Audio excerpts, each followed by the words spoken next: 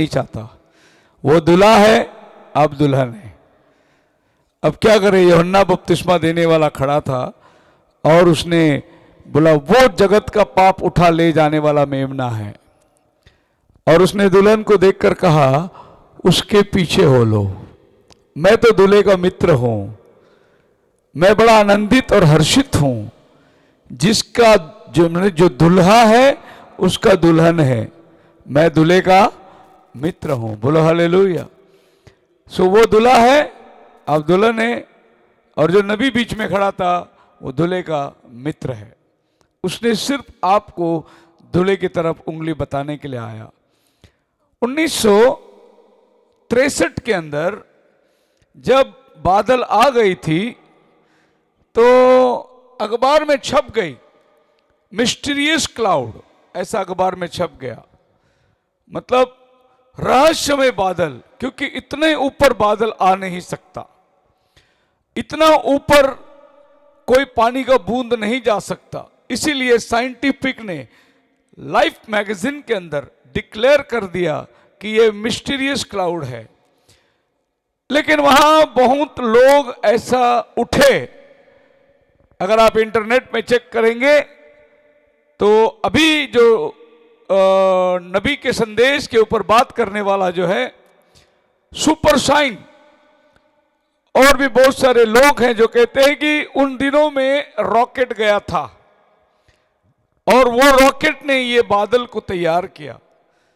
फिर कहीं एक कहते हैं कि नहीं, वहां एक बम ब्लास्ट हुआ था और वो बादल में जाकर इस तरीके का रूप लिया।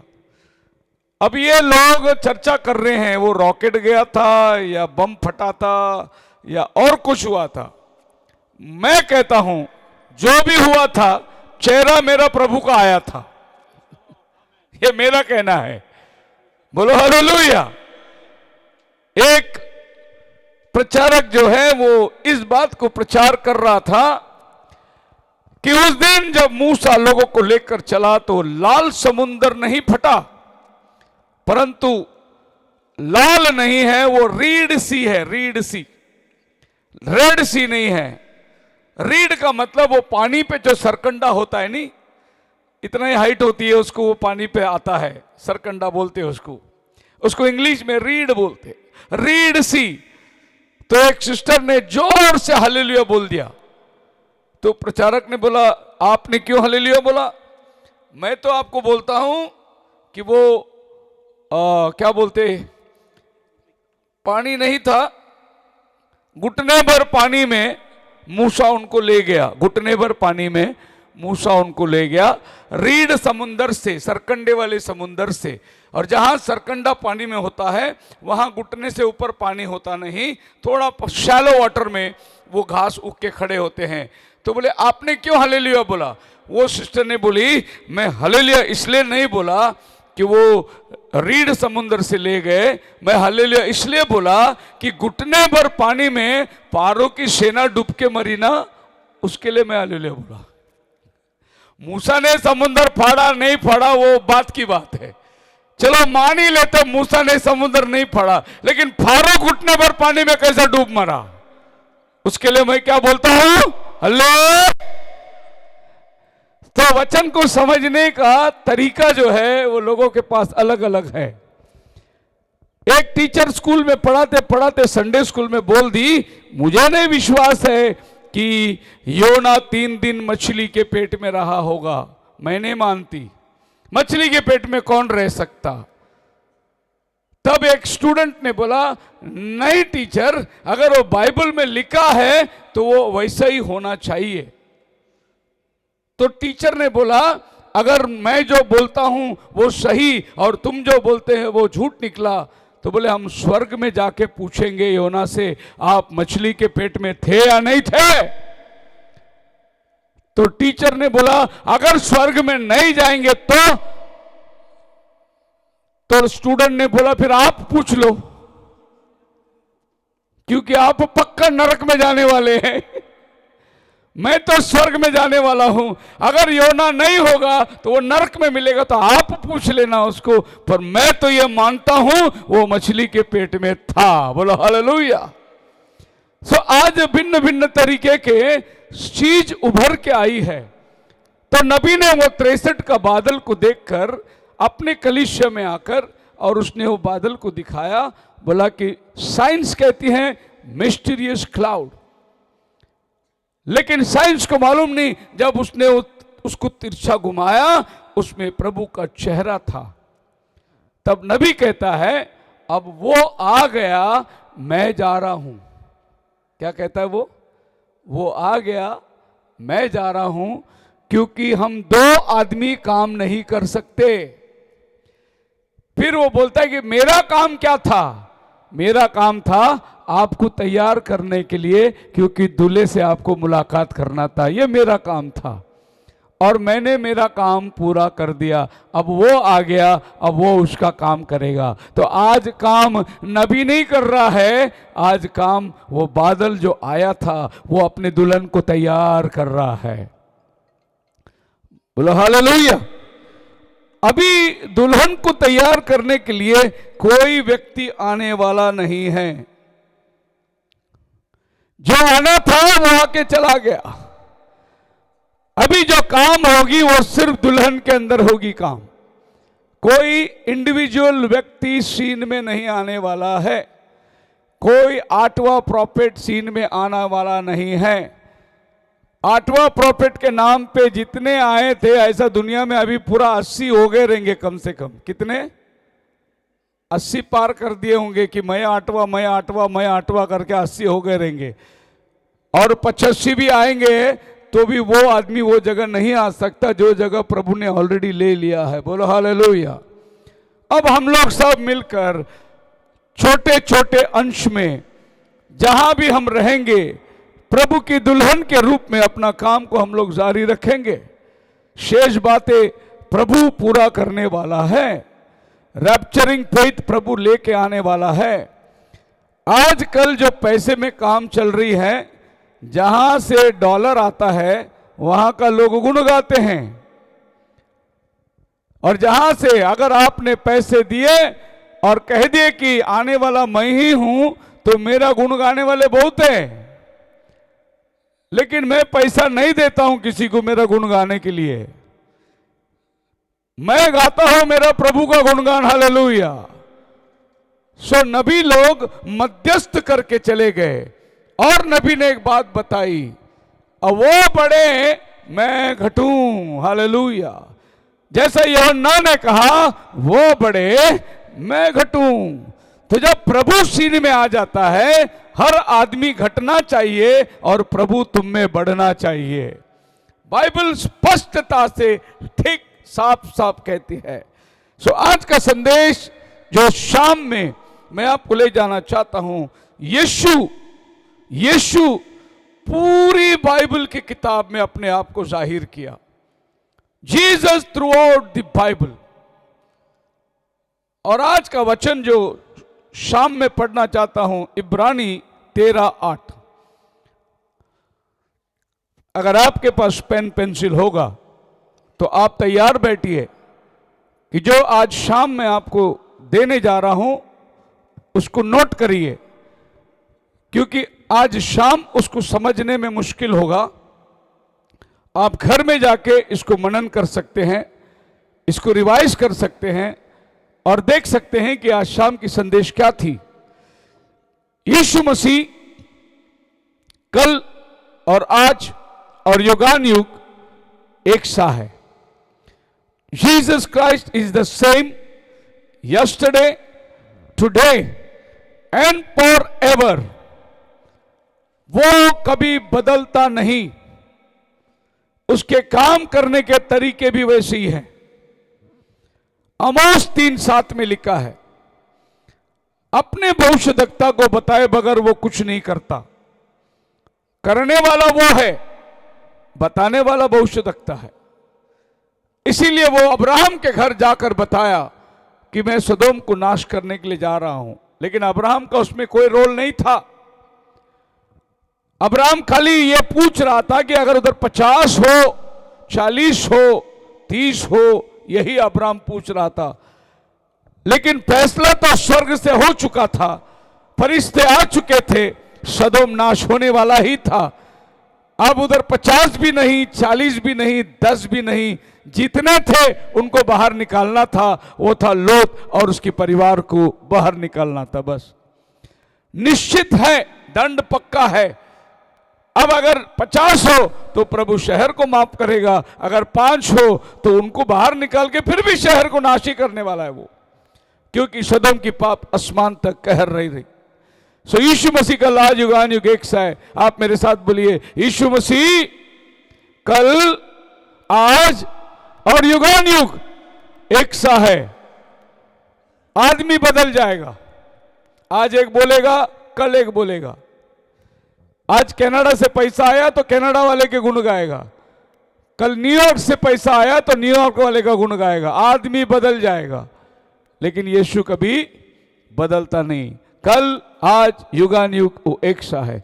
आइए हम लोग गुजरेंगे बाइबल के अंदर, उत्पत्ति की किताब, उसका पहला अध्याय और उसका पहला वचन में लिखा है, in the beginning God created the heaven and the earth. In the beginning, आदि में परमेश्वर ने आकाश और पृथ्वी की निर्माण करी।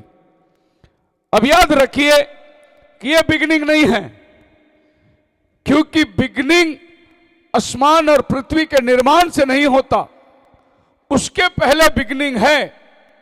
क्योंकि परमेश्वर को ना आदि है ना अंत है, लेकिन आसमान को आदि है, पृथ्वी को आदि है, इंसान को आदि है, खुदा को आदि नहीं है। सो कैसे हम लोग बोल सकते हैं आदि में परमेश्वर ने आकाश और पृथ्वी की निर्माण करी? अब इस वचन को यहीं रखकर अब यूहन्ना 1:1 खोल के पढ़िए, क्या लिखा है यूहन्ना में? आदि में वचन था, वचन परमेश्वर के साथ था और वचन परमेश्वर था। अभी आप बताइए, ये दो आदि में पहला आदि कौन सा है? मोसेस ने लिखा हुआ आदि पहला है या यूहन्ना ने लिखा हुआ आदि पहला है? दोनों ने भी आदि लिखा है। In the beginning, in the beginning Moses लिखता है God created heaven and earth, और जॉन लिखता है in the beginning was the word. अब बिगिनिंग कौन सा है? किसको लेंगे आप बिगिनिंग? आप देखिए क्रिएशन क्या हो रही है। इससे पहले कि आसमान और धरती निर्माण हो, परमेश्वर ने वचन को निर्माण किया। क्योंकि जब उसने वचन बोला आकाश हो जा तो हो गई, तो आकाश के पहले वचन था। जब उसने कहा धरती हो जाए, हो गया, तो धरती को होने के लिए वचन निकला, यानी धरती से पहले वचन था। तो फिर उत्पत्ति और यूहन्ना दोनों किताब में जो आदि लिखा है, वो पहला आदि जो है वो यूहन्ना वाला आदि पहला आदि है, मोसेस वाला आदि वो बाद में वाला आदि है। बात समझ में आई आपकी? सो यूहन्ना ने जो कहा आदि में वचन था, वो पहला आदि है। क्योंकि वचन जब तक नहीं आया तब तक सृष्टि नहीं आई। सो पहला पहला परमेश्वर ने वचन का निर्माण किया, इसीलिए लिखा है in the beginning was the word. यानी वचन को भी बिगिनिंग है, लेकिन गॉड को बिगिनिंग नहीं है। फिर वचन से पहले गॉड क्या था? वचन से पहले नबी कहता है गॉड एक विचार था, एक थॉट था, वो स्वयं सब कुछ था, वो एलोहिम था, the self existing one, the all in all. ये सबसे पहले एक विचार था। ओके, सबसे पहले पास्टर जी के मन में एक विचार आया होगा कि हम लोग जनवरी में कन्वेंशन रखेंगे। वो विचार को लेकर काम करना शुरुआत हुआ।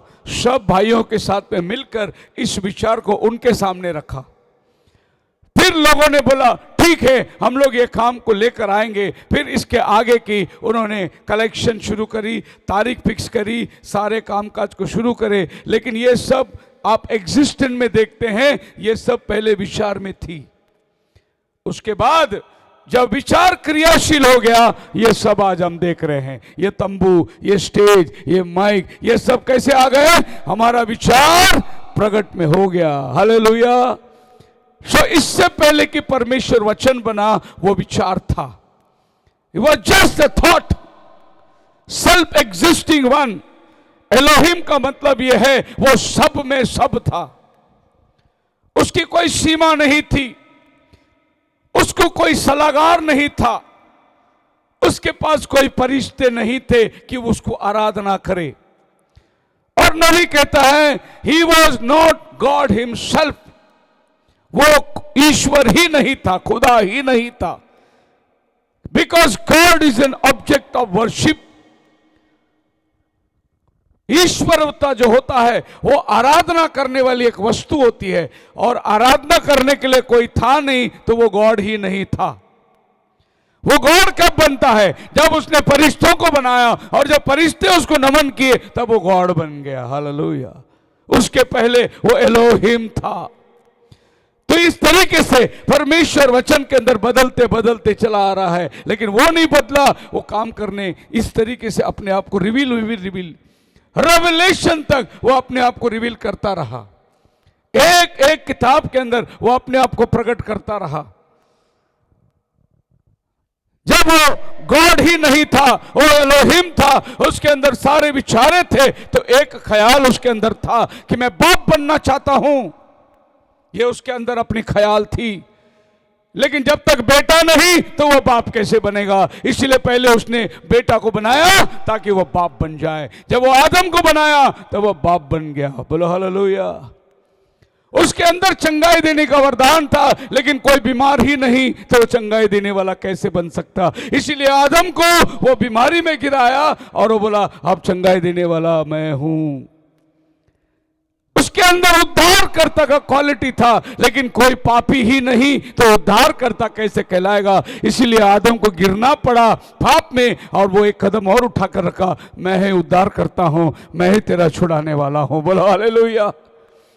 सो द एट्रीब्यूट्स एक एक करके प्रभु रिवील करता है, और एक एक गुणों को वो बाहर निकाल के लाता है। तब वो एलोहिम जब मैनिफेस्ट होता है, अनेक रूप में हमें दिखाई देता है। लेकिन हे इज़राइल सुन, तेरा परमेश्वर एक है, इज वन। सो जेनेसिस के अंदर वो अपने आप को क्रिएटर कहलाया। ही was the creator in genesis. ये चांद, ये सितारे, ये सूरज, साइंस उसको कुछ भी बोले, साइंस बोलेगा एक बिग बैंग हो गया, एक थियरी हो गई, और उसमें से सब तारे टूट के निकले, और उसमें से एक पृथ्वी बन गया, एक सूरज बन गया। ये एक्सप्लेनेशन साइंस का है। लेकिन बन कैसा गया? कोई तो बनाने वाला था, उसी ने उसको बनाया। वो बिग बैंग को कौन किया? अगर वो मानते हैं कि एक बड़ा ब्लास्ट हुआ, वो ब्लास्ट करने वाला कौन था? वही परमेश्वर जो सृष्टि करता है। सो इन द बिगिनिंग गॉड। तो आप कोलोसियन 1 चैप्टर 1 वर्स 15, कोलोसियन 1:15 पढ़िए अब जल्दी से। वह तो अदृश्य परमेश्वर का प्रतिरूप, वो तो अदृश्य परमेश्वर का प्रतिरूप, और सारी सृष्टि में पहला उठा। Hallelujah hallelujah. सारी सृष्टि में वो पहिलौठा है, यानी जो कुछ हुआ सब उसके बाद ही हुआ। पूरी सृष्टि में वो पहिलौठा है। सो परमेश्वर ने इंसान को बनाने के पहले उसको अपने लिए एक रूप होना बहुत जरूरी था, नहीं तो वो इंसान को अपने रूप में कैसे बनाएगा? यूहन्ना 4:24 में क्या लिखा है? परमेश्वर आत्मा है, भजन करने वाले आत्मा और सच्चाई से भजन करे। बोलो हालेलुया। कोई है इधर से? 2 लड़के लोग हैं जो लोग वचन में ध्यान नहीं दे रहे, इधर आ जाओ जरा। 2 जन बैठे हैं ना, जल्दी आ जल्दी आ ऊपर। हाँ जल्दी आ, तू ही आ।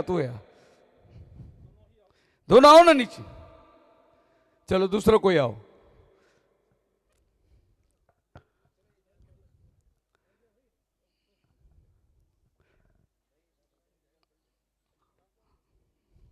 क्या हो गया? चलो कोई जवान लोग आ जाओ, 2 जन। वो लोग डर रहे, वो इसलिए डर रहे थे, उनका ध्यान वचन में नहीं था, वो कुछ कर रहे थे वहां पर। आ जाओ ऊपर आओ, स्टेज में आओ। सुनिए, जो चर्च में लेट आते हैं, टाइम पे नहीं आते, उनके लिए प्रार्थना करनी है। कौन करेगा? उसको दो, जो लेट आता है उसको बोलो तुम आज प्रार्थना करो कि लोग चर्च में जल्दी आए। सबसे अच्छा प्रार्थना वही कर सकते हैं ना। अगर उसने एक बार प्रार्थना कर ली, मान लो अगला संडे से उठा खुद ही टाइम पे आना शुरू कर देगा, क्योंकि उसने प्रार्थना करी, प्रभु लोग जल्दी आए चर्च में। सो ये दो जन को मैंने इसलिए बुलाया, मैं आपको ये बताना चाहता हूं कि ये आदम और परमेश्वर ने मनुष्य की सृष्टि अपने स्वरूप में किया, लेकिन परमेश्वर को स्वरूप ही नहीं था। तो फिर परमेश्वर ने क्या किया, पहले अपने लिए एक स्वरूप को बनाया, और इस स्वरूप में होकर खुदा ने इसको बनाया, ये आदम। सो इस आदम को अपने इमेज में बनाने के लिए पहला खुदा को एक इमेज होना जरूरी है। सो खुदा तो इमेज नहीं, खुदा तो आत्मा था। सो खुदा ने पहले अपने लिए एक इमेज बनाया, और फिर इस इमेज के अंदर होकर उसने आदम का सृष्टि करी। बोलो हालेलुया। आपकी बात समझ में आ रही है? जब बाइबल में लिखा है परमेश्वर ने मनुष्य को अपने स्वरूप में अपनी समानता में बनाया, अपनी स्वरूप में अपनी समानता में बनाया, यानी पहला आदम जो बना था वो आत्मिक आदम था, वो मिट्टी से नहीं निकाला गया था। ये चैप्टर 1 का आदम है, ये चैप्टर 2 का आदम है। फिर से एक उदाहरण देता हूं मैं, और ये चैप्टर 3 का आदम है। चैप्टर 1 में आत्मिक आदम, चैप्टर 2 के अंदर आत्मिक आदम को प्रभु ने मिट्टी की देह में डाला, चैप्टर 2, और चैप्टर 3 में पापी आदम जो झाड़ के पीछे छुपा हुआ था। अब प्रभु परमेश्वर ने क्या किया, पहला वो इस मिट्टी की देह में आया और क्रूस पर बलिदान हुआ, और आपको और हमको उद्धार दिया, और हमें उसने लेके अभी चैप्टर 2 में हमें लेकर आया। हम पहले दुनिया में थे, चैप्टर 3 में थे, अभी हम प्रभु में आ गए, कलीसिया में आ गए, चैप्टर 2 में आ गए। बोलो हालेलुया। अभी हम परमेश्वर के वचन सुनने के लिए बैठे हैं। जैसा आदम चैप्टर 2 में दिन के ठंडे समय में प्रभु का वचन सुनता था, लेकिन चैप्टर 3 में वो झाड़ के पीछे छुपा हुआ था, क्योंकि वो पापी बन चुका था। सो अभी हम लोग चैप्टर 2 में आ गए। अब प्रभु यीशु मसीह बादलों पर आएगा, हमें रैप्चर में ले जाएगा, और हमें मिलियनियम में फिर ये धरती पर राज्य करने को लाएगा। तभी हम सब लोग चैप्टर 3 में 1 में वापस आ जाएंगे। सो चैप्टर 3 से 2 में आ गए, अब यहां से 1 में आने के लिए हम लोग सब बैठे हुए हैं। यही रैप्चर है। बोलो हालेलुया। तो रैप्चर बोलो तो बहुत बड़ा सामान ये मत समझना। खुदावन हमको पाप की दशा से उबार कर, सुधार कर, फिर से अपनी ईदन की वाटिका को रिस्टोर करने वाला है। यही खुदा का 3 मात्र महत्वपूर्ण बातें हैं। गॉड ब्लेस यू ब्रदर, बैठ सकते हैं आप लोग। सो यह समझाने के लिए मैं ये उदाहरण आपके सामने रखता हूं, ताकि समझ बहुत आसानी से हो सकता है। तो ये 3 चैप्टर के अंदर आपको पूरी बाइबल समाया गया है। अगर जेनेसिस 3 आपको समझ में आए तो आपको रेवलेशन भी समझ में आ जाएगा कि जेनेसिस 3 में एक्चुअली हुआ क्या था। वो क्रिएटर था। जेनेसिस 3 में जो बाइबल लिखी है 15 वचन 3:15 उत्पत्ति, वो तेरे सर को कुचलेगा और तू उसकी एड़ी को ढसेगा। यहां पर मसीहा आने का प्रॉमिस मिल चुका था। जब प्रभु ने हव्वा से कहा तू गर्भवती होगी, पीड़ा होगी, और बहुत पीड़ा से तू संतान को उत्पन्न करेगी, और उसने सर्प को देखा, तू भूमि में मिट्टी छाटेगा, फेंट के बल चलेगा, और तेरे अंदर और इसके अंदर बैर उत्पन्न होगा, तेरा संतान इसका सर कुचलेगा और ये तेरी एड़ी को ढसेगा। ये प्रॉमिस किसका था? स्वयं परमेश्वर ये धरती में आने वाला है शैतान का सर कुचलने के लिए। ये प्रॉमिस प्रभु ने जेनेसिस 3:15 में ही दे दिया था। अगर आप जेनेसिस 3:15 को समझते हैं तो आप क्रिसमस भी आपको समझ में आ जाएगा। क्रिसमस का मतलब नहीं वो बुढ़ा सेंटा क्लॉज घूमता है, वो क्रिसमस नहीं है। वो लंबी दाढ़ी रख के सफेद कपड़े लेके रात को घूम रहा है। क्रिसमस फादर, उसका और बाइबल का कोई नाता है नहीं। वो कैसा क्रश का फादर बन गया। यह दुनियावी चीज को लोग लेके घूम रहे हैं, क्रिसमस को समझे नहीं। क्रिसमस जेनेसिस 3:15 को पूरा करने के लिए खुदावन देहधारी होकर आया, वही क्रिसमस है। हालेलुया। बाकी क्रिसमस के नाम में ये फुगे लगाए हैं, कारपेट लगाए हैं, घर में मिठाई बन रही है, नए कपड़े पहन रहे हैं, 25 दिसंबर को उसका पैदाइश का दिन मना रहे हैं। ये सब दुनियावी है। एक्चुअली क्रिसमस वो नहीं, क्रिसमस उत्पत्ति 3:15 पूरा हुआ, वही क्रिसमस था। आपके और मेरे लिए वो इंसान बनकर आया। Hallelujah, hello. आगे हम जाएंगे चैप्टर एक्सोडस की किताब में 12 अध्याय का 5 वचन के अंदर प्रभु ने कहा, एक मेमने का लहू लेकर चौखट पर लगा दो, और जिस चौखट में लहू है वहां मरण प्रवेश नहीं करेगा। वो मेमना और कोई नहीं, प्रभु यीशु मसीह हमारा पासओवर मेमना बन गया।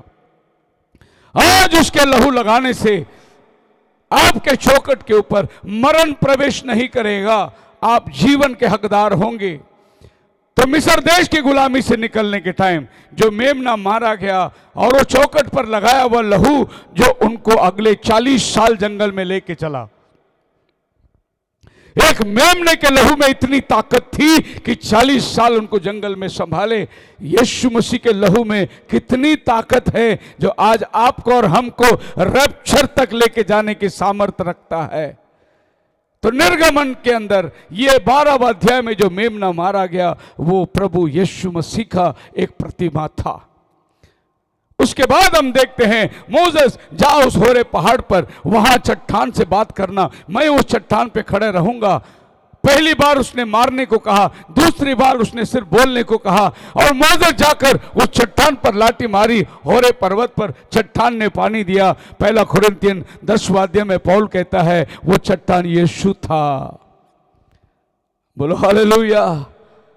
वो उनके साथ साथ चलने वाली चट्टान थी। वो चट्टान यीशु था जो जंगल में उनको 40 साल पानी पिलाया। निर्गमन में भी वो हमारे लिए मेमना बन चुका, पानी देने वाला जीवन का जल बन चुका। तीसरा किताब आप अपने बाइबल में खोलिए, लेवी का किताब। उसका अंदर अगर आप देखेंगे तो लेवी पूरा व्यवस्था को सिखाता है। तुझे ये करना होगा, तुझे ये करना होगा, अगर ये किया तो ये बलिदान देना होगा, अगर ये हुआ तो ये बलिदान देना होगा, क्योंकि प्रभु यीशु मसीह हमारा महायाजक बन गया। इब्रानी 8:1 में वो कहता है वो सबसे बड़ा महायाजक जिसने व्यवस्था बनाकर हमें दे दिया है। सो लेवी की किताब में प्रभु यीशु मसीह महायाजक बनकर व्यवस्थापक, उसका काम उसने पूरा किया।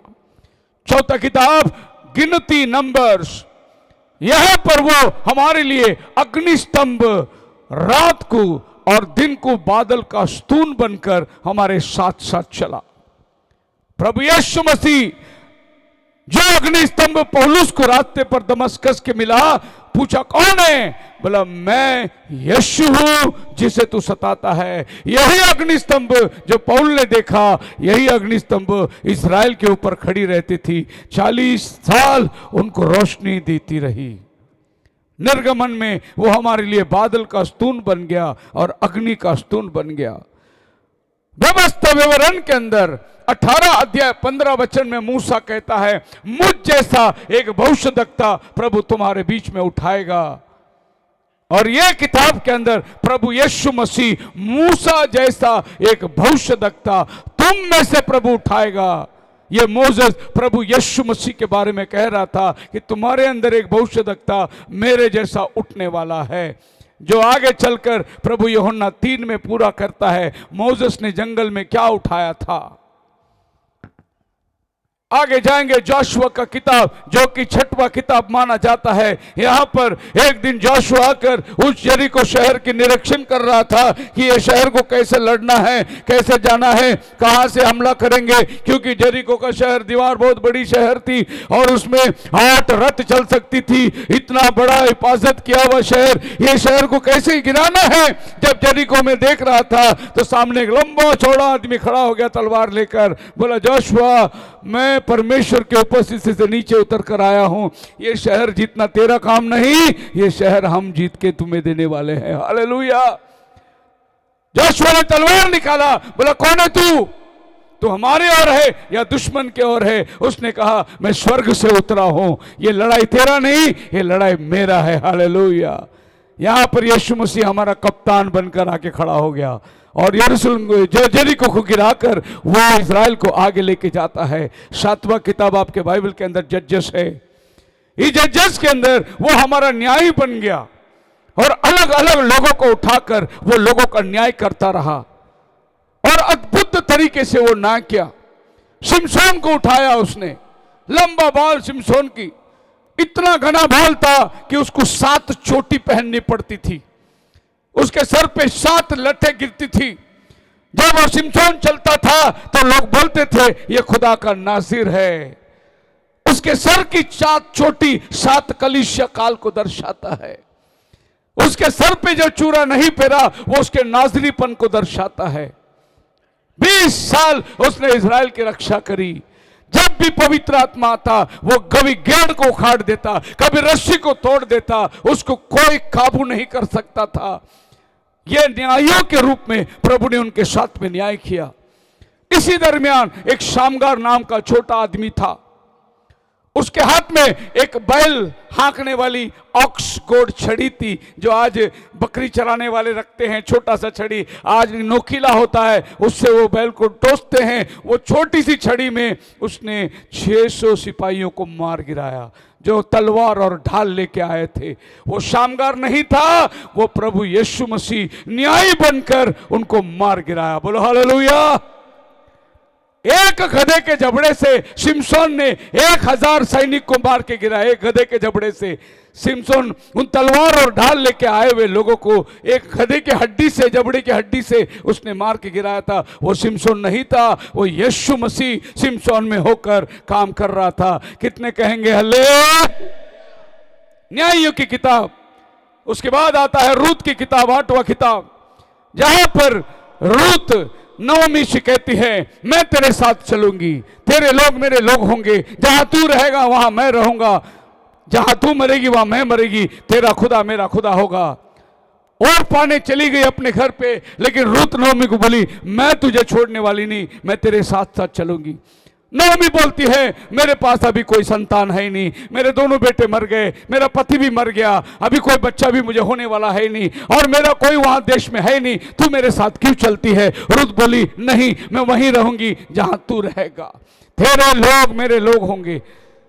जब रूत गई खेत में काम करने के लिए तो बोआज आया और बोला ये लड़की कौन है। बोले ये तेरी निकट कुटुंबी नवमी की बहू है। अब बोआज निकट कुटुंबी नहूमी का छुड़ाने वाला बन गया और उसने बोला अगर कोई छुड़ाना चाहता है तो छुड़ा सकता है, नहीं तो मैं छुड़ाऊंगा और मैं रूत से शादी भी करूंगा। वो हमारा बोआज बन गया, जिस बोआज के द्वारा प्रभु यीशु मसीह धरती पे आए। हालेलुया। तो रूत के समय में वो आकर बोआज बन के खड़ा हो गया। आज हमारा बोआज प्रभु यीशु मसीह। बोलो हालेलुया। आप जो पाप के दासत्व में थे, आपको छुड़ाने के लिए वो हमारा निकट कुटुंबी बन के चला गया। आगे आप जाएंगे 1 शमूएल 2 शमूएल के अंदर, वो यह दाऊद के वंशावली से आने वाला मसीहा, ईसाई के टूंट में से निकलने वाला डाली, याकूब के तारा में से उदय होने वाला तारा, ये शमूएल दर्शाता है तुझ में से एक राजदर निकलेगा। तो 1 शमूएल 2 शमूएल में मसीहा जो है वो दाऊद के वंशावली से आने वाला व्यक्ति है। पहला राजा दूसरा राजा किताब के अंदर जैसा सोलोमन राज्य करता रहा, शांति का समय था, वो 40 साल इजराइल में शांति बनाए रखा, वैसे ही प्रभु यीशु मसीह राजाओं का राजा बन के धरती पे आने वाला है और वो समय शांति ही शांति 1000 साल प्रभु ये धरती पे राज्य करने वाला है। वो था सुलेमान के नमूना। पहला राजा दूसरा राजा के बाद आता है पहला इतिहास और दूसरा इतिहास। इसमें सुलेमान मंदिर बना रहा है, एक विभवशाली मंदिर, सोने से उसे मंडाया। ऐसा मंदिर इसके पहले ना कोई बनाया, ना ही इसको कोई बनाने वाला है। वही यीशु मसीह जो उस मंदिर का प्रतिमा है, नया यरूशलेम को लेकर आसमान से नीचे आता है। एक उज्जवल, वो सोने से भरा हुआ, हीरो और जौनार से भरा हुआ, वहां के रास्ते सोने के हैं। ऐसा विभवशाली शहर आसमान से नीचे लेके आ रहा है। यह बिल्कुल सुलेमान का मंदिर का प्रतिमा है, जो खून, बाइबल कहती है नया यरूशलेम दुल्हन के मापे सज के ऊपर से आ रही है। उसमें कौन जाने वाले हैं? आप और हम। हालेलुया। आज यहां पर आप ये पत्रे के घर पे रहते हैं, लेकिन वो दिन नहीं है दूर जहां आप सोने के रास्ते पे चलने वाले हैं। हालेलुया। दुल्हन बनने की खासियत ये है कि आप किस पे चलने वाले हैं? सोने के रास्ते पर। इधर तो 10-10 ग्राम के लिए लड़ाई होती है, कितना ग्राम देगा शादी करने के पहले पूछते हैं। लेकिन तुम्हें मालूम नहीं ये सब सोना हम विश्वासियों ने क्यों उतारा? क्योंकि ये वहां पर हमारे पैरों के नीचे रहेगा। आज ये हमारे ऊपर है, कल ये हमारे पैरों के नीचे रहेगा। हम सोने पे चलने वाले लोग हैं। हालेलुया। एक जन मेरे पास आया, बोला पास्टर जी आपने इनको बपतिस्मा दे दिया और ये सोना भी नहीं उतारे, आपने ऐसे कैसे बपतिस्मा दे दिया? मैंने बोला कोई बात नहीं, आम कच्चा है, पकेगा तो अपने आप गिर जाएगा। तुम तोड़ने जाओगे तो दर्द होगा। तुम्हारा काम वचन डालते रहो, वचन डालते रहो, आम पक जाएगी, अपने आप गिरेगा। क्योंकि सोना धरती से आया है, वो धरती में ही जाएगा, वो बदन के ऊपर नहीं लटकेगा। अगर विश्वासी मजबूत हो गया तो। हालेलुया। हमने बहुत सारे रेस्ट्रिक्शन रख दिए, बहुत सारे कानून कायदे लाके रख दिए, इसीलिए हम सुसमाचार में आगे जा नहीं पा रहे हैं।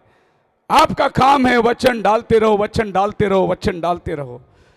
एक पेड़ में से अगर पत्ते सूख के गिरते हैं, इसका मतलब पेड़ नहीं सूख रहा है, अंदर से नए पत्ते आ रहे हैं। यही कारण है पुराने सूख के गिर रहे हैं। अगर एक विश्वासी का जीवन में पुरानी आदत गिर रही है, उसका मतलब अंदर से नया जीवन उभर रहा है। हालेलुया। एजरा किताब 12वां अध्याय के 12वां किताब एजरा, इस एजरा किताब के अंदर हे जरुब्बाबेल जो आसमान से आने वाला है और वो चोटी का सिरे का पत्थर को लाने वाला है।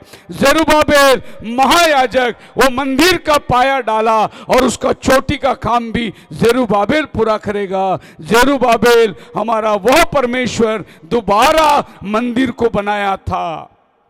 सुलेमान का मंदिर को उसने गिरा दिया। उसके बाद नेहमाया के समय में मंदिर दोबारा बनाया गया। वह मंदिर यहां पर 70वीं सदी में टाइटस ने गिरा दिया। अब तीसरी मंदिर यरूशलेम में बनने की तैयारी कर रहा है, क्योंकि मसीहा आने वाला है। मसीहा आने के पहले यरूशलेम में 3rd टेंपल तैयार होगा और ये 3rd टेंपल बनने की सारी औजार तैयार हो चुके हैं, फाउंडेशन स्टोन वो लोग डाल चुके हैं। बहुत ही जल्द ये मंदिर तैयार होने वाला है। इसका मतलब मसीहा आएगा। तो एजरा की किताब में वो हमारा जरुब्बाबेल बन गया, जो मसीह मंदिर को दोबारा जेरूशलेम नया दुरुस्त करके देने वाला है। 13वां किताब आपके बाइबल में नेहमाया। नेहमाया जाकर राजा के सामने खड़ा हुआ। राजा पूछा, नेहमाया क्या बात है, क्यों तेरा चेहरे पे उदास है? बोले प्रभु मैं कैसे, मेरे घर वाले को दीवार नहीं है, छत नहीं है, मैं महल में कैसे खुश रह सकता हूं? मेरा परिवार को लोग लूट रहे हैं। तो राजा ने बोला मैं क्या करूं तेरे लिए? बोले तो आज्ञा दे कि मैं जाके दीवार बनाऊं।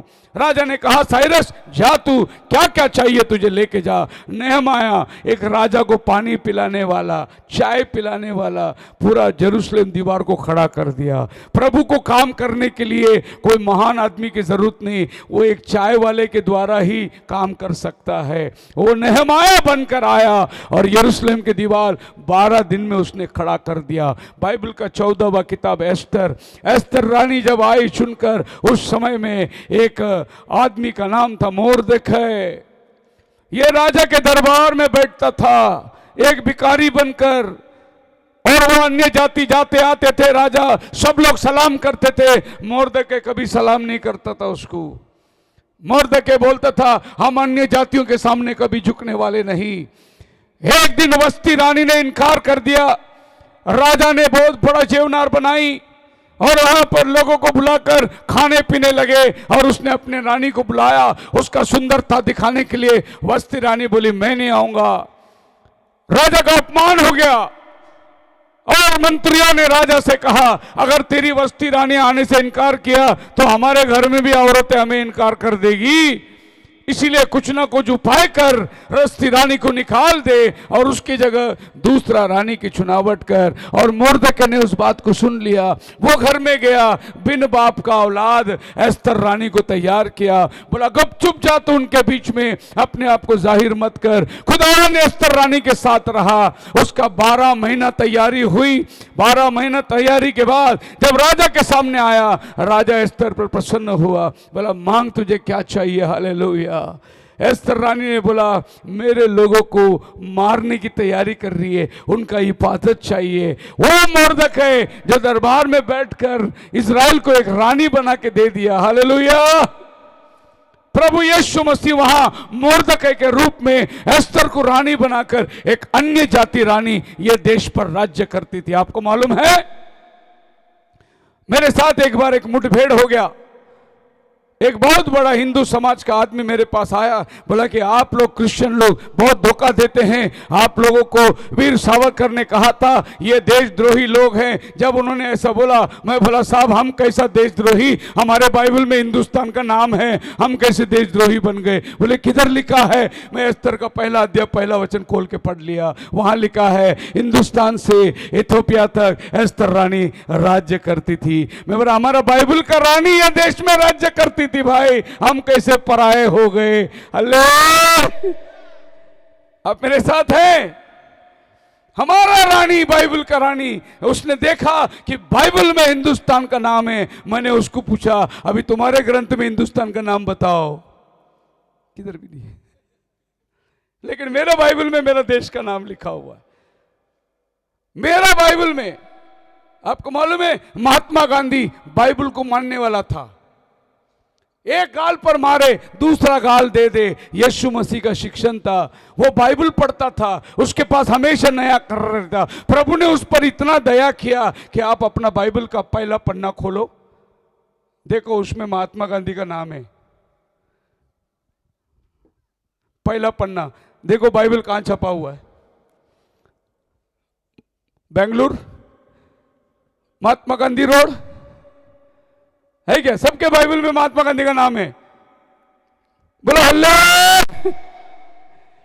वो सीक्रेट बिलीवर था, उसने बाइबल के वचन को लेकर अंग्रेजों को भगाया। प्रभु ने बोला चलो इसका नाम बाइबल में आने दो। पहला पन्ने में ही आ जाया महात्मा गांधी रोड। हालेलुया। तुम्हारा नाम मेरा नाम नहीं आया, हमारा नाम विश्वास की जीवन के किताब में आया, लेकिन इस किताब में महात्मा गांधी का नाम है। आप समझ रहे ना, वो राष्ट्रपिता ही नहीं, एक अच्छा मार्गदर्शक था विश्वासियों के लिए। बोलो हल्ले। 15वां किताब आपके बाइबल में है अय्यूब। अय्यूब से हम लोग क्या जान सकते हैं? वो दुख झेलने वाला व्यक्ति, एक के पीछे एक के पीछे एक के पीछे आपत। उसकी पत्नी भी उसको फेंक दी जंगल में। बोला कोस तेरे प्रभु को और मर जा, तेरी हालात कैसी हो गई। यीशु मसीह क्रूस पर यही कहा, हे पिता तूने मुझे क्यों छोड़ दिया। यह अय्यूब का दुख को सहने वाला प्रभु यीशु मसीह अय्यूब के किताब में ठीक प्रभु यीशु मसीह वही बनकर आ गया। 16वां किताब भजन संहिता। भजन संहिता में तो पूछने की जरूरत नहीं, यहोवा चरवाहा मेरा कोई घटी मुझे नहीं है। इधर यहोवा क्या बन गया? मेरा चरवाहा बन गया। और यीशु मसीह यूहन्ना 10 में आकर लोगों को कहा, मैं ही सच्चा दरवाजा हूं, मैं ही द्वारपाल हूं, मैं ही शेpherd भी हूं, मेरे बगैर तुम स्वर्ग में नहीं जा सकते। I am the good shepherd. आप मेरे साथ है? 17वां अध्याय आपका बाइबल में खोलेंगे तो प्रोवर्ब्स और एक्लेसियास्टिकल ये दो किताब आती है। ये दोनों किताब लिखने वाला सुलेमान यहां पर क्या लिखता है? परमेश्वर का ज्ञान, विजडम। और यीशु मसीह परमेश्वर का ज्ञान था हमारे लिए, क्योंकि यीशु मसीह के बगैर परमेश्वर को हम जान नहीं सकते। आदि में वचन था, वचन परमेश्वर के साथ था, वचन देहधारी होकर हमारे बीच में आया, परमेश्वर के ज्ञान से परिपूर्ण था। यशायाह के 11वां अध्याय के अंदर जो 7 आत्माएं हैं वो सब प्रभु यीशु मसीह में थी। The spirit of wisdom, John 17:5 में लिखा है, वो परमेश्वर का ज्ञान था। जब वह 12 साल की उम्र में पंडितों के साथ में बातचीत कर रहा था, पंडितों ने कहा यह बालक को इतना ज्ञान कहां से आया। पंडित वो बात बता रहे थे जो उन्होंने पढ़ा था, यीशु वो बता रहा था जो खुद था, वो वचन था, उसको बायहाट करने की जरूरत नहीं। वो पंडित लोग जो बायहाट किए वो पूछ रहे थे, यीशु तो खुद वचन था, खटाखट उनको जवाब दे रहा था, क्योंकि यीशु को पढ़ने की जरूरत नहीं, वो खुद वचन देहधारी होकर आया था, परमेश्वर का ज्ञान से परिपूर्ण था। कोई यीशु को पकड़ नहीं सकता, कोई यीशु को फंसा नहीं सकता, कोई यीशु को उलझा नहीं सकता, क्योंकि वो ज्ञान से परिपूर्ण था। एक बार उसके पास में सवाल पूछने के लिए आ गए और उन्होंने सवाल ये पूछा, आप किस अधिकार से इस मंदिर में लोगों को धक्के मार के बाहर निकाले? कौन आपको अधिकार दिया? हम ये मंदिर के ठेकेदार लोग हैं। यीशु मसीह ने बोला, ठीक है, मैं जवाब देता हूं, पहले मुझे जवाब दो आप, यूहन्ना बपतिस्मा देने वाला कहां से था? ऊपर से था या जमीन से था? तो वो लोगों ने आपस में चर्चा करे, अगर हम बोलेंगे ऊपर से था तो ये बोलेगा फिर तुमने क्यों उसको मार दिया। अगर हम बोलेंगे वो जमीन से था तो यूहन्ना के चेले इधर खड़े हैं, वो हमको पत्थरवार करेंगे। तो उन्होंने यीशु के पास आया, बोला हम नहीं जवाब दे सकते। यीशु ने बोला, मैं भी नहीं देता। हालेलुया। आपको बात समझ में आ रही है? वो परमेश्वर का ज्ञान था, उसको मालूम था किधर जवाब देना है और किधर जवाब नहीं देना है। क्या उसको मालूम नहीं था? मत्ती 24 में आ जाओगे तो लोग पूछते हैं, प्रभु ये घटना कब होगी? आपका आना, जगत का अंत कब होगा? यीशु ने बोला, ये बात पिता के पास है, मेरे पास नहीं है। प्रभु ने नहीं जवाब दिया, लेकिन प्रभु ने मौसम बताया कब होने वाला है। अगर मान लो प्रभु बोल दिया होता कि 2026 में जनवरी के 20 तारीख को मैं आने वाला हूं 2026 में, तो 2026 के जनवरी 19 तारीख तक हम लोग पापी रहेंगे, रात को 12 बजे के पहले बपतिस्मा लेकर पवित्र बन जाएंगे, क्योंकि 20 तारीख को प्रभु आने वाला है। इसके लिए प्रभु ने तारीख नहीं बताया, बोला तैयार रहो। हालेलुया। वो मौसम हमें उसने दे दिया और उस मौसम को हमने जानकर तैयार होना है। 18 किताब में अब जाएंगे, सॉन्ग्स ऑफ सोलोमन, और यहां पर प्रभु यीशु मसीह हमारे लिए दुल्हा बन गया, उसने हमको दुल्हन बना दिया। और दुल्हा और दुल्हन के अंदर जो वार्ताहत होती है, प्रेम भरी कहानी होती है, ये कहानी प्रभु यीशु मसीह स्वयं हमारे लिए सॉन्ग्स ऑफ सोलोमन में बन गया। सोलोमन जैसे प्रेम करता था, वो प्रेम को प्रभु ने दर्शाया कि मैं भी अपनी दुल्हन से ऐसा ही प्रेम करता हूं। सुलेमान जैसे वो उसकी दुल्हन की तारीफ करता था, वैसा खुदावन आज अपनी दुल्हन की तारीफ कर रहा है। हे मेरे हरीनी, जैसे पहाड़ों पर चल के आ रही है, कितने सुंदर वो पैर है जो सुसमाचार को लेकर आती है, अंगूर के गुच्छे के समान तेरे स्तन हैं, ये सब खुदा अपने दुल्हन की तारीफ कर रहा है। बोलो हालेलुया। हम भी तारीफ करते नहीं, अपने पत्नी को नहीं करते, जब पत्नी बनने के पहले बहुत तारीफ करते थे हम। तू लाखों में एक है, तेरे जैसा सुंदर कोई देखा ही नहीं मैं अभी तक। शादी के बाद वो पुरानी हो जाती है, शादी के बाद तारीफ नहीं होती है, शादी के पहले बहुत तारीफ होती है। मैं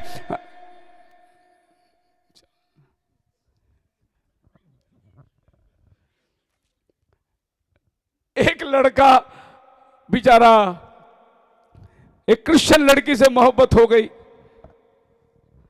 और लड़की आई, पापा पापा पापा मैंने लड़का देखा कॉलेज में, उसी से शादी करूंगा। वो अन्य जाति है, वो क्रिश्चियन बनने को तैयार है। पापा बोला हमारे पास्टर मंजूर नहीं करेंगे। चलो जाके पूछते। पास्टर के पास गए, पास्टर को बोला मेरी बेटी ने एक अन्य जाति लड़के से प्यार की, उसी से शादी करेगी। पास्टर बोला ऐसा कभी नहीं हो सकता। तभी एल्डर साहब बोलते हैं, पास्टर जी एक आत्मा तो बचेगा ना। तो पास्टर बोले हाँ ये बात सही है, वैसे हम लोग बपतिस्मा दे के किसी को बनाए नहीं, कम से कम ये आएगा दूल्हा बन के शादी के लिए तो बपतिस्मा ले ही लेगा। और उसने बपतिस्मा ले लिया, शादी हो गया। बहुत अच्छा पहला हफ्ता चर्च में आए, स्वागत हो गया, पति और पत्नी, इतना दैविक प्यार। एक हमारे एल्डर साहब ने एक अन्य जाति को विश्वासी बना दिया, बहुत तारीफ हुई। अगले संडे लड़का ने बोला तू चर्च को जा, मैं मंदिर को जाता हूँ। मंदिर को जाके आया, आने के बाद में तीसरा संडे लड़के ने बोला मैं दोस्त लोग को मिलने गया था, वो बोला शादी हो के अकेला आया, अगला संडे पत्नी को लाना ही पड़ेगा, तो अभी ये संडे तू मेरे साथ मंदिर को चलेगी। लड़की ने बोला हरगिज मैं नहीं आऊंगा। फिर लड़के ने बोला डाइवोर्स दे दे। क्या हुआ? विश्वास नहीं करने वाले लड़की विश्वास नहीं करने वाले बाप को लेकर विश्वास नहीं करने वाले पास्टर के पास गए। विश्वास नहीं करने वाला पास्टर ने एक आत्मा का बचने के जरिए में शादी लगा दिया। तब लड़के को पूछा तू तो शादी से पहले कहता था तू लाखों में एक है। लड़के ने बोला तेरे जैसे 56 देखे। वो शादी के पहले बोला था लाखों में एक है। बोलो हालेलुया। आप मेरे साथ है। इसीलिए बाइबल बोलता है विश्वासी और अन्य विश्वासी का नाता कभी नहीं होता। 19वां किताब इज़ाया के अंदर वो इम्मानुएल बन के आया, खुदा हमारे साथ, मैं आप ही तुम्हें एक चिन्ह दूंगा। इज़ाया 7:14 में एक कुंवारी गर्भवती की पुत्र जनेगी, उसका नाम इम्मानुएल रखना। जो परमेश्वर हमारे ऊपर था वो अब हमारे साथ में आ गया। तो इज़ाया की किताब में यीशु इम्मानुएल बन गया। उसके बाद में यिर्मयाह की किताब आती है 20वां अध्याय, और लैमेंटेशन विलाप गीत, यहां पर प्रभु यीशु मसीह हमारा धार्मिकता का डाली बन गया। द राइचियस ब्रांच जो ईशे के टूंट में से निकल कर आने वाली है। अ वीपिंग प्रॉफिट यिर्मयाह, रोने वाला प्रॉफिट था यिर्मयाह। प्रभु यीशु मसीह आपके और मेरे लिए रोया उस क्रूस पर। हे पिता इन्हें क्षमा कर, ये जानते नहीं ये क्या कर रहे हैं। 21वां अध्याय 21वां किताब एजिकल में आ गया। एजिकल में वो हमारे लिए मनुष्य का पुत्र बन गया। वो चक्री में दिखाई देने लगा। हर बार वो नबी को कहता है हे मनुष्य का पुत्र, हे मनुष्य का पुत्र। वो दाऊद के वंशावली से ये धरती में जब इंसान बना उसको मनुष्य का पुत्र कहलाया गया। दानियल के किताब में जब आते हैं 22वां अध्याय, वहां लिखा हुआ है वो पुराना व्यक्ति सफेद बाल से बहुत एंशियन आदमी सिंहासन पर बैठा न्याय करने के लिए। हमारा प्रभु यीशु मसीह वहां पर पुराना व्यक्ति बनकर सिंहासन पर बैठकर न्याय करता हुआ दानियल ने देखा। 23वां किताब होशिया, वो हमारे लिए एक बड़ा दुल्हन का काम करने लगा। दुल्हन कैसे बताता है। होशिया को प्रभु ने बोला जा वेश्या के घर पे वहां शादी कर। और उसके आने के बाद बच्चा पैदा हुआ। उसके बाद बोला अभी औरत को छोड़ दे। वो औरत को छोड़ दिया। वो औरत फिर वेश्या के घर पे गई। उसके बाद खुदावन ने फिर उसको बोला अभी वापस जा। वो औरत को लेकर आ। वापस नबी वेश्या के गली में घूम रहा है, वो औरत को ढूंढ रहा है। जब वो औरत को मिला उस मालिक से बोला मैं इसका दाम देने को तैयार है, मैं इसको फिर से पत्नी बना के ले जाना चाहता हूं। उसने फिर से पत्नी बना के ले आया। ऐसा बोलते होशिया बोलते प्रभु ये क्या है। बोले मेरी प्रजा बार बार व्यभिचार में गई, मैं फिर भी आके तुमको ढूंढ के लाया, मैं फिर भी तुम्हारे साथ शादी किया, पर मेरी प्रजा मेरे साथ रहना नहीं चाहा। एक उदाहरण के लिए होशिया नबी को प्रभु ने बोला वेश्या के घर पे जाकर शादी कर। और नबी को जाके करना पड़ा। लोग बोले अरे तू खुदा का नबी है, तू वेश्या से क्यों शादी करता है। अजी आप और हम इसी तरह वेश्या के हालात में थे। खुदा का बेटा ने आकर हमसे शादी की बात बनाई है। हालेलुया। होशिया की किताब में वो हमारा राजकुमार बन गया जो वेश्या के घर में आके। 24वां किताब जोवेल में आप क्या पढ़ोगे, अंत के दिनों में मैं तुम्हें पवित्र आत्मा से उंडेल दूंगा। ये जोवेल ने देखा यीशु मसीह कैसे पवित्र आत्मा बन के आता है और लोगों को अभिषेक करता है। जब वहां पेंतिकोस्त के दिन आत्मा में भर गए तो क्या कहा, क्या हो रहा है। बोले जोवेल ने कहा हुआ वचन यहां पूरा हो रहा है कि मैं तुम्हें अपनी आत्मा से भर दूंगा। आमोस की किताब के अंदर जब आते हैं बाइबल कहता है वो बोझ उठाने वाला मसीहा बन गया हमारे लिए। जब आप वाद्य की किताब में आते हैं वो हमारा बड़ा उद्धार कराने वाला मसीहा बन गया। जब आप जोना की किताब में आते हैं बाइबल कहता है जोना क्या मैं इनको क्षमा नहीं करूं। 1,20,000 लोग टाट ओढ़कर उपवास किए, वो हमारा क्षमा करने वाला परमेश्वर जोना की किताब में बन गया। मीका की किताब में धन्य है वो पांव जो पहाड़ों से चली आती है। ए बेथलेहम तू छोटा जरूर है, तू तुझ में एक राजा आने वाला है। मीका के अंदर वो बेथलेहम का राजा बन गया। नहूम 29वां किताब वो कहता है मैं प्रभु के चुने हुए लोगों का बदला लेने वाला परमेश्वर बन गया। हबक्कुक 30 किताब 3:3 में लिखा है मैं बड़ा सुसमाचारी खुश खबर देने वाला हबक्कुक में। जपन्या के अंदर वो बन गया एक छोटे जाति मैं तेरा छुड़ाने वाला परमेश्वर है जो 1,44,000 को छुड़ाता है। हग्गाई की किताब में कहता है मैं धुलने वाला फाउंटेन बन गया, झरना बन गया, जो आज आपके अंदर मेरे अंदर वो झरने के रूप में दिखाई दे रहा है। ज़करिया के अंदर वो व्यक्ति बन गया जिसके हाथ पैर में खीले की निशानी थे। जब लोग कहेंगे प्रभु को देखकर, यहूदी लोग बोलेंगे प्रभु ये निशानी किधर है? बोले मेरे मित्रों के घर में मिला था, जब मेरे दोस्तों के घर में मिला था। वो आपके और मेरे लिए एक मसीहा हाथ और पैर में खीले लगने वाला बन गया। जब मलाकी के अंदर हम आते हैं वो धार्मिकता का पुत्र बन गया, धार्मिकता का पुत्र। मैं तुम्हें फिर से वापस लेके आने वाला हूं। इसके बाद नया करार शुरू होता है। मत्ती की किताब 35वां भाग में लिखता है मसीहा सन ऑफ डेविड बन के आया,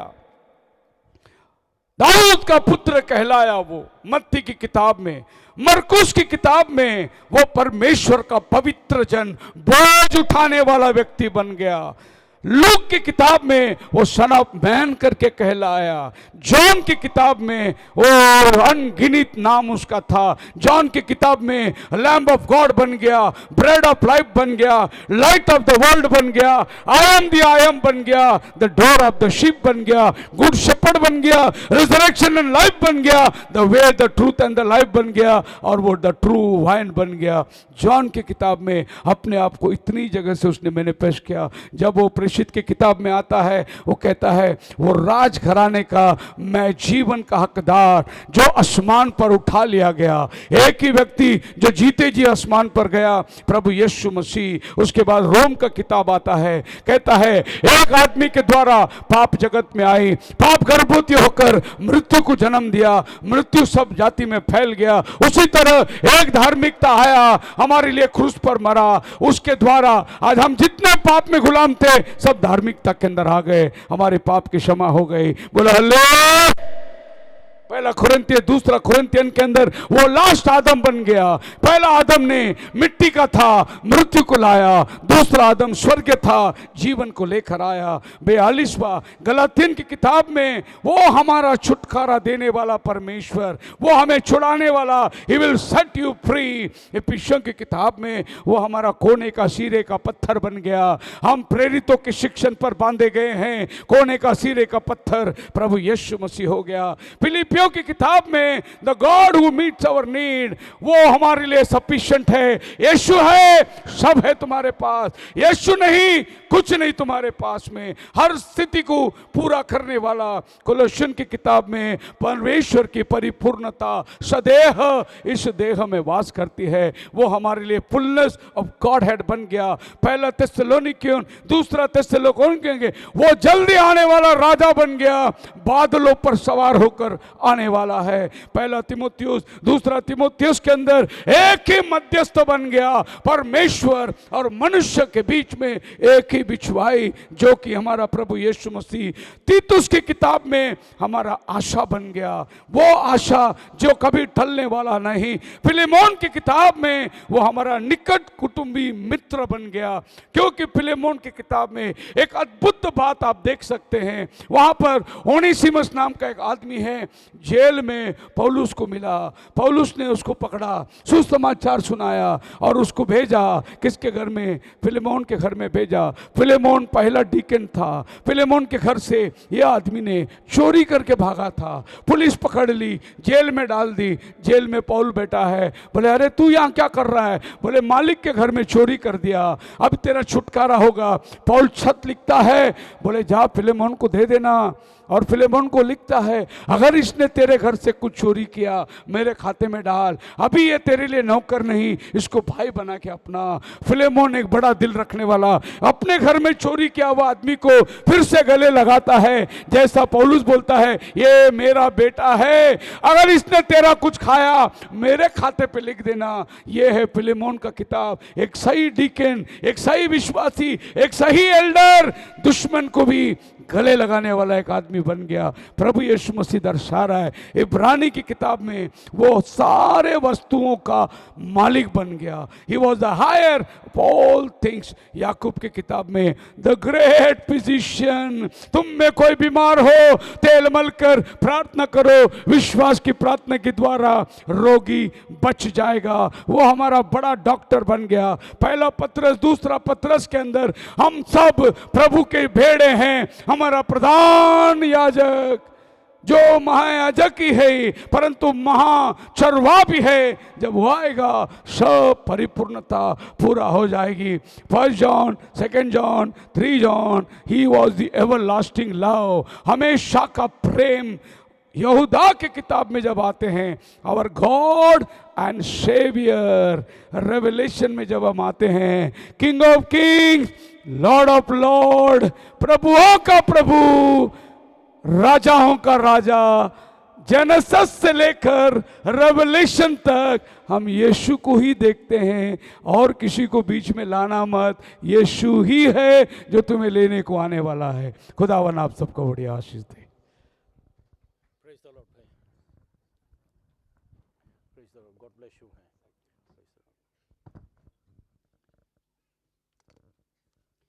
प्रभु को महिमा मिले। आप लोग सुने, मोती से लेकर प्रकाशित वाक्यों तक परमेश्वर ने यीशु मसीह को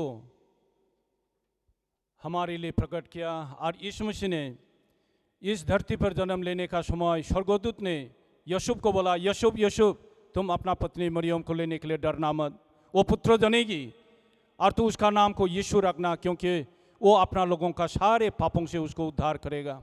ये यीशु को ही भाई ने मोती से लेकर प्रकाशित वाक्यों तक हमें दिखाया। होने पाए हमारा आत्मिक आंखें खुल जाए, हम लोग बाइबल का प्रतिटी वचन को, पुस्तक को हम लोग खोले, पढ़े और अपना जीवन को वहाँ पर प्रभु यीशु मसीह से मुलाकात करवाए। प्रभु यीशु मसीह हमारे सारे पापों को धुलाई करने के लिए आए, हम लोगों को अपना बनाने के लिए आए, क्योंकि पृथ्वी का नींव डालने का पहला ही उसने हमें चुना। उसने बोले मैं तुम्हारे लिए जगह बनाने के लिए जा रहा हूँ और जब बनाया जाना होगा मैं आऊँगा, तुम्हें लेके जाऊँगा। बाइबल बताता है, पहला यूहन्ना का 3:12 में कहता है, सड़क में कोई नहीं चढ़ा, केवल वही जो सड़क से उतरी, अर्थात वो मनुष्य का पुत्र जो सड़क में रहता है। उसने बोले मैं जहाँ रहो तुम भी वहाँ पर रहोगे। और उसने बोले दूसरा कोई वो मार्ग को नहीं जानते, सिर्फ तुम ही जानते हैं, हम लोग मार्ग को जानते हैं। और यीशु मसीह ने ये बात को बोला, मैं ही हूँ सच्चाई, मार्ग, जीवन, बिना मेरे द्वारा कोई पिता का पास नहीं जा सकते। परमेश्वर का वचन आप लोगों का जीवन में अधिक से अधिक रहे और जैसा परमेश्वर ने हमारे लिए योजना को रखा, एक दिन हम सब प्रभु यीशु मसीह का साथ पाया जाए। आप सबों को प्रभु बहुत बहुत आशीष प्रदान करे, भाई को भी प्रभु बहुत आशीष प्रदान करे। God bless you so much brother, praise the Lord. तो आइए, भाई दीपक किधर हैं? हम लोग एक गाना गा के शोभा को समाप्त करेंगे। इसके बाद जितना आप लोग अगर जाना नहीं है, यहाँ पर ही रहेंगे, बहुत लोगों का स्पेशल गाना देना है, गाना गाकर परमेश्वर का तारीफ करने का मौन है। आइए हम सब सुने और वो प्रभु का तारीफ को साथ मिलाकर हम लोग प्रभु को महिमा करें। एक गाना गाकर हम लोग प्रार्थना करेंगे, शोभा को समाप्त करेंगे आज के दिन के लिए। काल भी हमारा मीटिंग होगा यहाँ पर, सुबह ऐसा ही 9:30 बजे 2 सेशन काल भी होगा और मंडे को ही काल ही समाप्त होगा। लेकिन जितनों ने दूर से आए उन लोग रह सकते हैं, मंडे को ही यहाँ पर जाना होगा। प्रभु आप सबों को आशीष प्रदान करें।